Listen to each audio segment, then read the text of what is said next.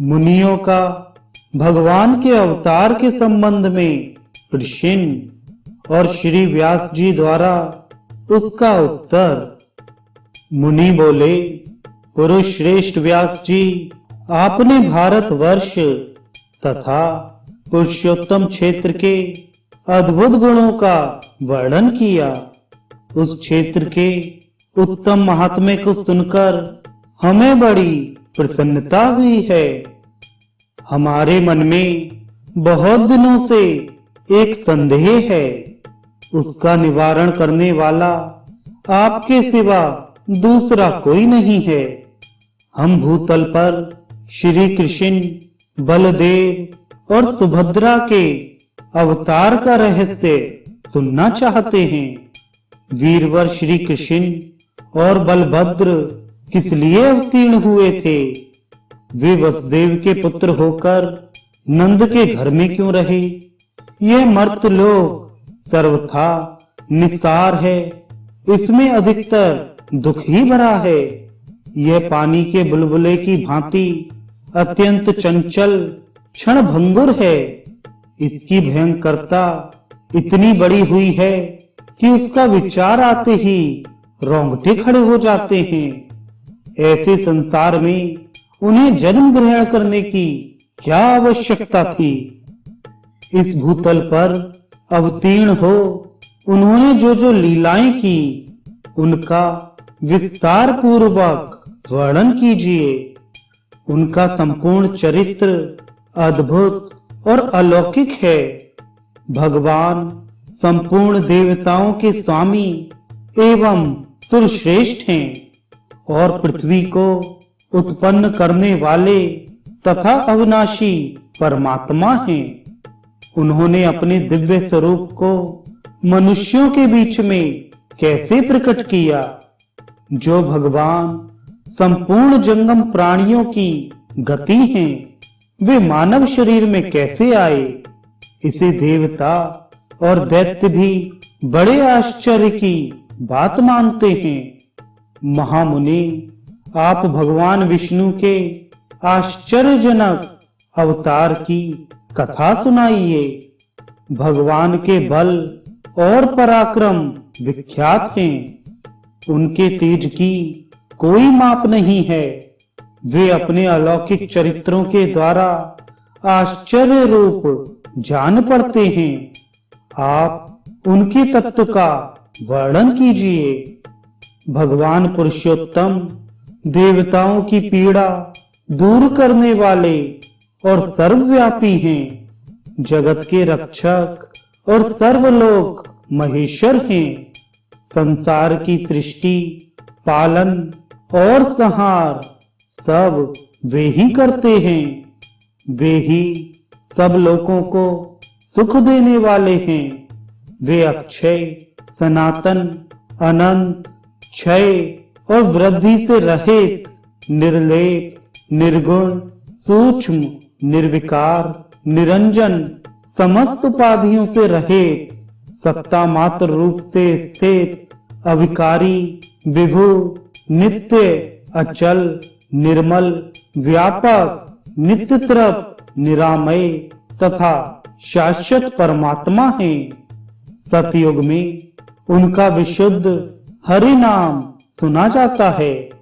देवताओं में वे वैकुंठ और मनुष्यों में श्री कृष्ण नाम से विख्यात हैं। उन्हीं परमेश्वर की भूत और भविष्य की लीलाओं को, जिनका रहस्य अत्यंत गहन है, हम सुनना चाहते हैं। व्यास जी बोले, जो संपूर्ण देवताओं के स्वामी, सबकी उत्पत्ति के कारण, पुराण पुरुष, सनातन, अविनाशी, चतुर्विहु स्वरूप, निर्गुण, गुण रूप, परम महान, परम गुरु, वरेण्य, असीम, यज्ञांग और देवता आदि के प्रियतम हैं। उन भगवान विष्णु को मैं नमस्कार करता हूँ, जिनसे लघु और जिनसे महान दूसरा कोई नहीं है। जिन अजन्मा प्रभु ने संपूर्ण चराचर जगत को व्याप्त कर रखा है, जो आविर्भाव, तिरोभाव, दृष्ट और अदृष्ट से विलक्षण हैं, सृष्टि और संहार को भी जिनका स्वरूप बतलाया जाता है, उन आदिदेव पर ब्रह्म परमात्मा को मैं समाधि के द्वारा प्रणाम करता हूँ। जो संपूर्ण विकारों से रहित, शुद्ध, नित्य, सदा एक रूप रहने वाले और विजयी हैं, उन परमात्मा श्री विष्णु को नमस्कार है। जो हिरण्यगर्भ, हरि, शंकर तथा वासुदेव कहलाते हैं, जिनसे समस्त प्राणियों का तरण तारण होता है, जो सृष्टि, पालन और संहार करने वाले हैं, उन भगवान को नमस्कार है। जो एक होते हुए भी अनेक रूपों में प्रकट होते हैं, स्थूल और सूक्ष्म, व्यक्त और अव्यक्त जिनके स्वरूप हैं, और जो मोक्ष के कारण हैं, उन भगवान विष्णु को नमस्कार है।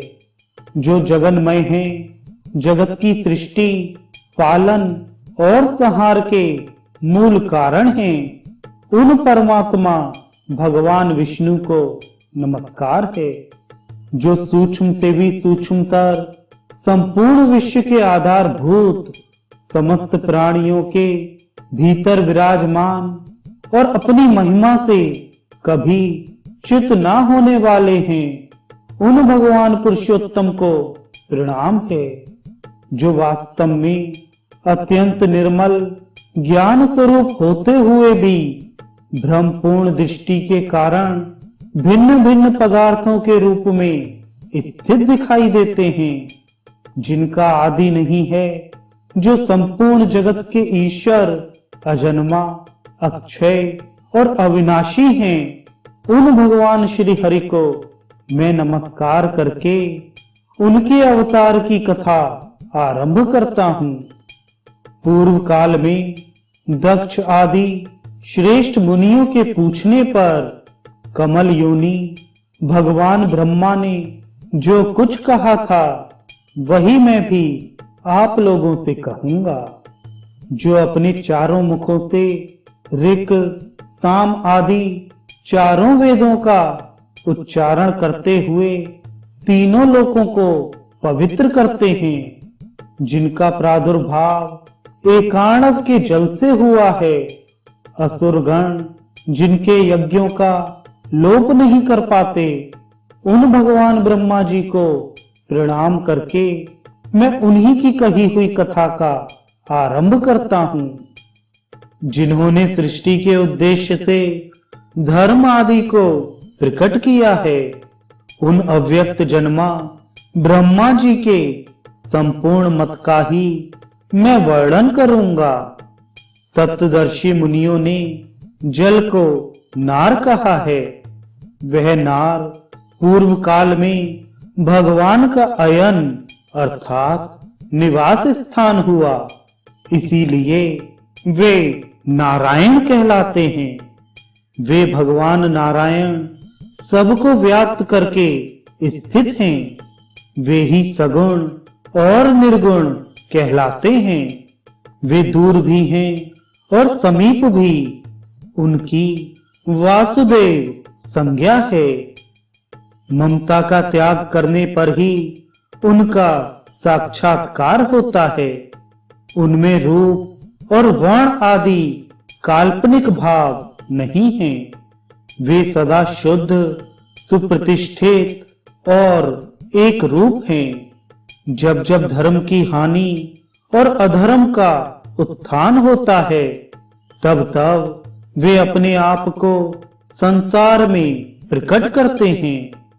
पूर्व काल में उन्हीं प्रजापालक भगवान ने वराह रूप धारण करके थूथन से जल को हटाया और रसातल में डूबी हुई पृथ्वी को अपनी एक दान से कमल के फूल की भांति ऊपर उठा लिया। उन्होंने ही नरसिंह रूप धारण करके हिरण्यकशिपु का वध किया और विप्रचित्त आदि अन्य दानवों को भी मार गिराया।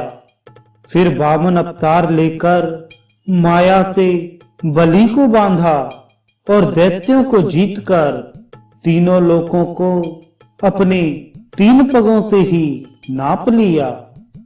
वे ही भृगुवंश में परम प्रतापी जमदग्नि कुमार परशुराम के रूप में उत्पन्न हुए, जिन्होंने पिता के वध का बदला लेने के लिए क्षत्रियों का संहार कर डाला। उन्हीं भगवान ने अत्रि कुमार प्रतापी दत्तात्रेय के रूप में अवतीर्ण हो महात्मा अलर्क को अष्टांग योग का उपदेश दिया। त्रेता में दशरथ नंदन श्री राम के रूप में प्रकट होकर उन्होंने ही त्रिभुवन को भय देने वाले रावण का युद्ध में संहार किया। प्रलय काल में जब सारी सृष्टि एक कारण में निमग्न हो गई, उस समय देवताओं के भी देवता जगतपति श्री विष्णु 1 सहस्त्र युगों तक शेषनाग की शैया पर सोते रहे। वास्तव में वे योग निद्रा का आश्रय ले अपनी योग महिमा में स्थित हो गए थे। संपूर्ण चराचर जगत को उन्होंने अपने उदर में स्थापित कर रखा था। जनलोक निवासी सिद्ध और महर्षि उनकी स्तुति करते थे।